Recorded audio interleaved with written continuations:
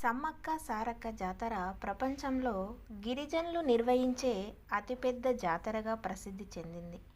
భారతదేశంలో కుంభమేళా తర్వాత ఆ స్థాయిలో భక్తులు హాజరయ్యేది ఈ జాతరకు మాత్రమే. తెలంగాణ రాష్ట్రంలో ములుగు జిల్లా తాడ్వాయి అనే మండలంలో మేడారం అనే గ్రామం ఉంది. ఆ గ్రామం మధ్యలో చిలకలగుట్ట అనే అడవిలో ప్రతి రెండేళ్లకొకసారి మాఘశుద్ధ పౌర్ణమి మొదలుకొని 3 రోజుల పాటు జరిగే ఈ జాతరని సమ్మక్క సారక్క జాతర అని అంటారు. ఇది పూర్తిగా గిరిజన సాంప్రదాయ రీతిలో జరిగే జాతర. కేవలం తెలంగాణ రాష్ట్రం నుంచే కాకుండా పొరుగు రాష్ట్రాలైనటువంటి ఆంధ్రప్రదేశ్, మహారాష్ట్ర, ఛత్తీస్గఢ్, జార్ఖండ్, మధ్యప్రదేశ్ రాష్ట్రాల నుండి కూడా లక్షల మంది భక్తులు వచ్చి మొక్కులు తీర్చుకుంటారు. అందుకే ఈ జాతరని ఆసియా ఖండంలోనే అతిపెద్ద గిరిజన జాతరగా చెప్పుకోవడం జరుగుతుంది. ఈ సమ్మక్క సారక్క సారక్కలు ఇద్దరు తల్లి కూతుర్లు. గిరిజన హక్కుల కోసం ఎదురుతిరిగి పోరాడిన వీర వనితలు. 13వ శతాబ్దంలో పూర్వం కరీంనగర్ జిల్లా పొలవాస ప్రాంతాన్ని గిరిజన దొర అయినటువంటి మేడరాజు పరిపాలిస్తుండేవాడు. అతడికి సంతానం లేదు. ఒకనాడు వేటకు వెళ్ళి అడవిలో పులుల మధ్య ఆడుకుంటున్న ఒక చిన్న పాపను చూశాడు. ఆ పాపను చూసి తన చేతుల్లో ఎత్తుకొని దేవుడిచ్చిన వరంగా భావించి ఆ పాపను సంతోషంతో ఇంటికి తెచ్చి పెంచుకుంటున్నాడు. ఆ పాపకి సమ్మక్క అని పేరు పెట్టుకున్నాడు మేడరాజు. చిన్నప్పటి నుంచి సమ్మక్క చెట్ల వైద్యం చేస్తూ తన తోటి గిరిజనులను రక్షించేది. ఆమెకు మహిమలున్నాయని, దేవతామూర్తి అని అక్కడున్న గిరిజనులందరూ భావించేవారు. సమ్మక్కకి పెళ్లి వయసు వచ్చింది. మేడరాజు మేనల్లుడైనటువంటి పగడిద్ద రాజుకి సమ్మక్కనిచ్చి పెళ్లి చేశారు. పగడిద్ద రాజు కాకతీయులకి సామంత రాజుగా ఉండి మేడారం అనే ప్రాంతాన్ని పరిపాలిస్తుండేవాడు. సమ్మక్క మేడారం రాజ్యంలోకి అడుగుపెట్టింది.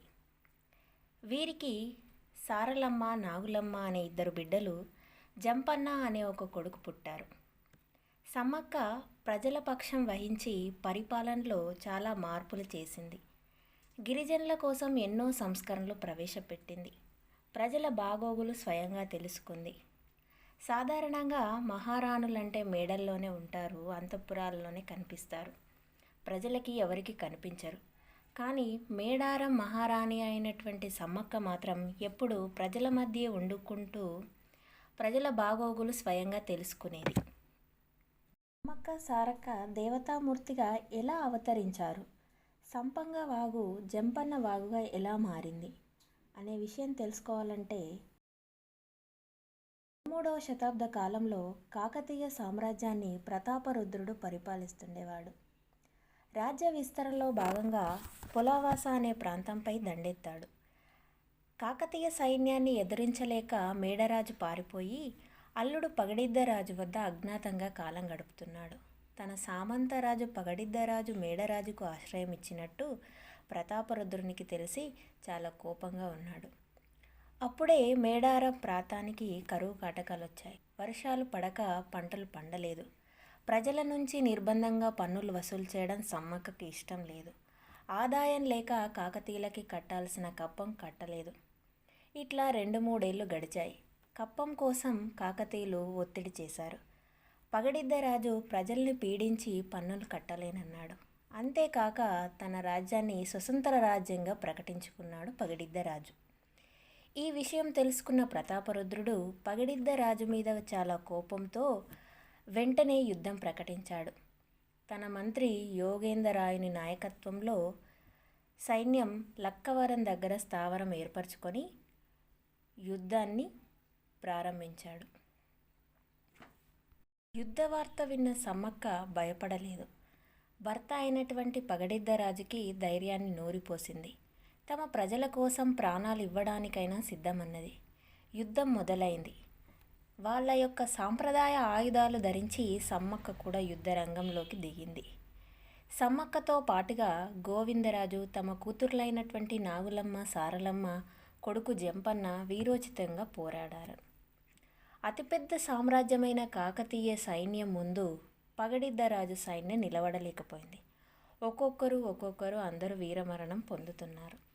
వీరోచితంగా పోరాడుతూ గాయపడిన జంపన్న పక్కనే ఉన్న సంపెంగ వాగులోకి దూకి వీరమరణం పొందారు. అప్పటి నుండి సంపెంగ వాగు జంపన్న వాగుగా పిలవడం జరుగుతుంది. పగడిద్ద రాజు కూడా శత్రువుల చేతిలో హతమయ్యాడు. చివరికి ఒక సమ్మక్క మాత్రమే మిగిలింది. కత్తిపట్టి వీరోచితంగా పోరాడుతూ శత్రు సైన్యాలని ఎదుర్కొన్నది. యుద్ధంలో ముందుండి పోరాడతారే తప్ప వెనుక నుంచి వచ్చి దెబ్బ కొట్టరు. ఇది యుద్ధనీతి. సమ్మక్క పోరాటాన్ని చూసి కాకతీయ సైన్యం ఆందోళన చెందింది. ఒక సైనికుడు దొంగచాటుగా వెనుక నుంచి వెళ్ళి తన బల్లెంతో వీపులో పొడిచాడు. గాయపడిన మీదున్న ఈశాన్య దిక్కున ఉన్న చిలకల గుట్ట మీదికి పోయింది. ఎంత వెతికినా మళ్ళీ ఎవరికి కనిపించలేదు.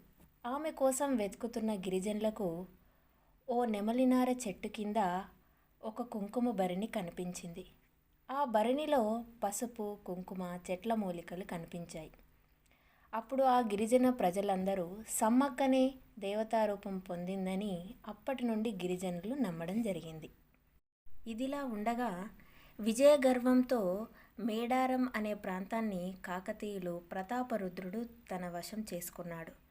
విజయగర్వంతో తన ఆనందంలో ఉన్న ప్రతాపరుద్రుడు ఆ రోజు అతని కలలో తమ కులదైవం అయినటువంటి ఏక వీరాదేవి కనిపించి సమ్మక్క మానవ రూపంలో వచ్చిన దేవత అని ఆమెకు జాతర జరిపించాలని చెప్పింది. వెంటనే ప్రతాపరుద్రుడు తన పురోహితుణ్ణి పిలిచి మేడారం పంపి జాతర ఏర్పాట్లు చేయమని ఆదేశించాడు. జాతర జరిగే విధానం.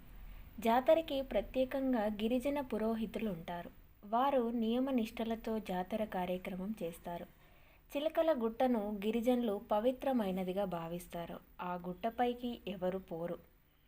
మొదటి రోజు సారలమ్మను తెచ్చి గద్దె మీదన నిలిపి కొలుచుకోవడం జరుగుతుంది. చూడడానికి 2 కళ్ళు సరిపోవు. రెండవ రోజు ఒక కోయ యువకుడు చిలకల గుట్ట మీదకు పోయి పసుపు కుంకుమ ఉన్న భరిణెను వెదురు గడను తెచ్చి గద్దెలపై నిలపడంతో జాతర మొదలవుతుంది. ఈ జాతర మొదలవడాన్ని దేవతలు ఆహ్వానించడం అని చెప్పుకోవడం జరుగుతుంది. భక్తులు గద్దెలను దర్శించుకోవడం మొదలవుతుంది. ఇదిలా ఉండగా భక్తులు వివిధ రకాలుగా మొక్కులు చెల్లించుకుంటారు. ఈ జాతరలో ముఖ్యంగా బెల్లాన్ని బంగారంగా అంటారు. భక్తులు నిలువెత్తు బంగారాన్ని అమ్మవారికి చెల్లించుకుంటారు. అంటే తమ బరువుకు సరిపోయిన బంగారాన్ని కొని అక్కడ పంచిపెడతారు.